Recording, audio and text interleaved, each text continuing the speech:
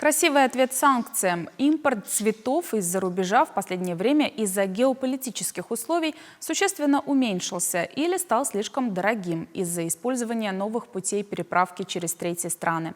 Производители цветов в России ждут нововведений, по которым все виды цветочной продукции будут приравнены к сельскохозяйственной. А это откроет доступ к программе господдержки. В Чувашии есть бизнесмены, которые не только сами выращивают необычные сорта для жителей республики, но и отправляют еженедельно партии с экзотическими названиями в Казань и Йошкар-Олу. Я садовником родился. Помните такую детскую считалку? Первые познания во флористике во времена той игры получило целое поколение. Правда, роли цветов были обычные – розы, тюльпан, ромашка.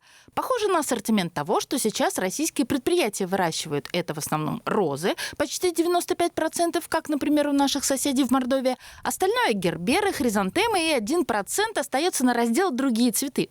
Чувашия – Красная Горка. Здесь в теплицах растут эустомы, львиный зев, матиолы, альстромерия и пионы. Предприниматель-цветовод Василий Ванюшкин садовником не родился, даже не думал, что судьба так повернется. Разбирался вместе с супругой Мариной в сложном оборудовании для газопроводов. Но по совету родственника обратил внимание на цветочный бизнес. Построили первую теплицу осенью, и в первый же снегопад не выдержала крыша. За последние 5 лет историй про взлеты и падения немало.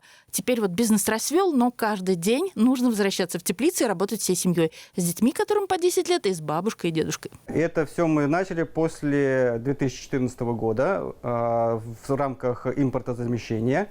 Сначала долго изучали разные культуры, как они растут. Я ездил, смотрел, изучал, общался по миру с другими садовниками цветочными. Учился на юге нашей страны, как цветы выращивать. Но, к сожалению, в наших широтах это совершенно другое. И здесь помог только упорство и труд. В данной широте цветы выращиваю в таких масштабах только я. Все остальное выращивается южнее. Для ускорения импортозамещения требуется серьезная селекционная работа, ведь под последние санкции попали не только цветы, но и посадочный материал. В нашем климате без теплиц не обойтись. Это в Кении цветы растут на открытом грунте. Температура, влажность, освещение – все влияет на результат. Будет жарче на 1 градус, и вместо того, чтобы пойти в рост, тюльпаны могут распуститься до того, как попадут на прилавок. Поэтому Василий сам придумал схему и установил автоматику в каждой теплице. Отдельно регулируется температура, отдельно влажность и проветривание. Тоже помогает техника. А еще супруги придумывают логистику, чтобы к конкретным праздникам, когда спрос возрастает, все успевало расцвести. Я рада приветствовать вас в одной из наших теплиц, где сейчас цветет очень красивая эустома.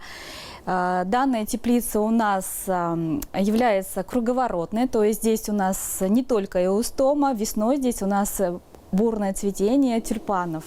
А в соседней теплице эустома подросток только набирает рост. Зато 1 сентября букеты будут загляденья.